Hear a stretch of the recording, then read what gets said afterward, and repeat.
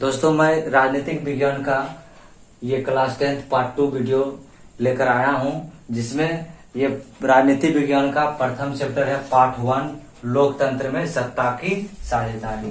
कौन सा चैप्टर है? पहला चैप्टर है लोकतंत्र में सत्ता की साझेदारी।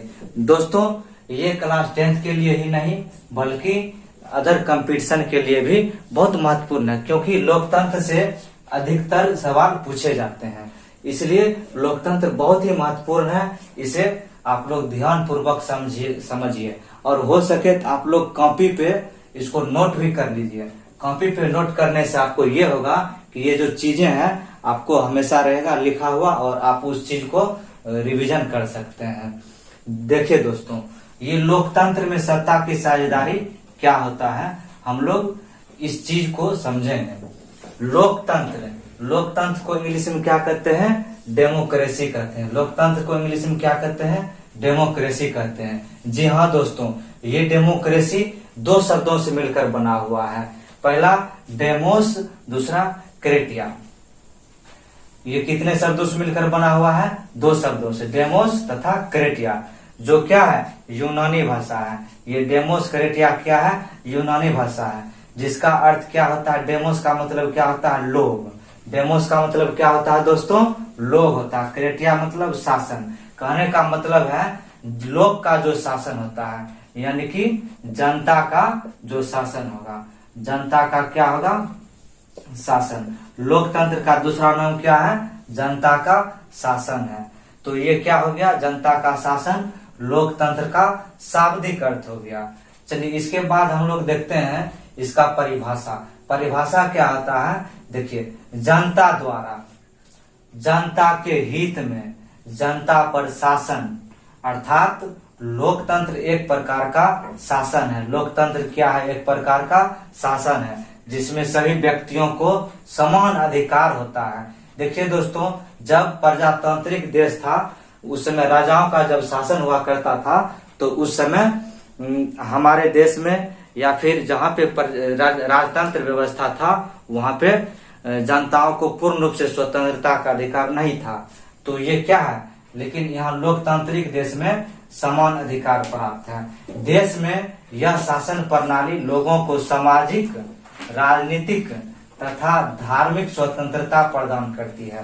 कहने का मतलब है हम लोग जिस समाज में रहते हैं उस समाज में स्वतंत्र रूप से जो कार्य होते हैं हम कर सकते हैं। जो जिस तरह का काम होता है हम वो कर सकते हैं।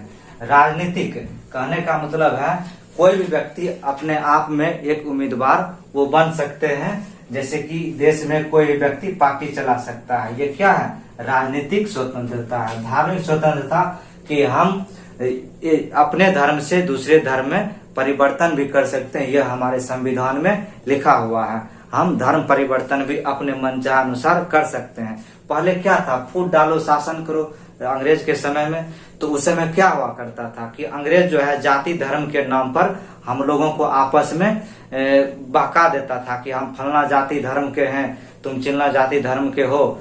तो ये क्या हो जाता था? ये धार्मिक स्वतंत्रता उस समय नहीं था। वो अपना धर्म को यहाँ पे क्या करता था? प्रसारित करता था। तो अब क्या है? ये धार्मिक स्वतंत्रता भी हमारे भारत में है। जी हाँ दोस्तों, आगे देखिए, भारत दुनिया का सबसे बड़ा लोकतांत्रिक देश है, जहाँ प्रधानमंत्री देश की केंद्र सरकार के प्रमुख रूप में कार्य करती है। जहाँ प्रधानमंत्री देश की केंद्र सरकार के प्रमुख के रूप में कार्य करती है और राष्ट्रपति राज्य के प्रमुख के रूप में, तथा देश में बेहतर कार्य के लिए प्रत्येक राज्य के लिए राज्य सरकारें हैं। तो ये जो है ये क्या है? सत्ता का बंटवारा है। कहने का मतलब है राष्ट्रपति भी, ये जो संवैधानिक प्रधान हमारे देश के कौन होते हैं? राष्ट्रपति होते हैं। ये जो है इनका भी क्या है? ये देश के लिए ये भी मालिक है, प्रधानमंत्री भी मालिक हैं। और बेहतर कार्य के लिए हमारे देश में जितने भी राज्य हैं, विभिन्न राज्यों के विभिन्न राज्य सरकारें हैं। देश में कोई भी व्यक्ति पार्टी चला सकता है। ये हमारे देश में स्वतंत्रता है। कोई भी आम व्यक्ति जो है अगर वो बेहतर है, वो अगर शासन करने लायक है, सही काम करने लायक है, तो वो क्या कर सकता है, चुनाव में खड़ा हो सकता है। ये क्या है, लोकतंत्र में, ये लोकतंत्र में सत्ता की साझेदारी है। कहने का मतलब है कि ये क्या है कि ये जो ऊपर से सत्ता का जो बंटवारा है, यही लोकतंत्र में सत्ता की साझेदारी है।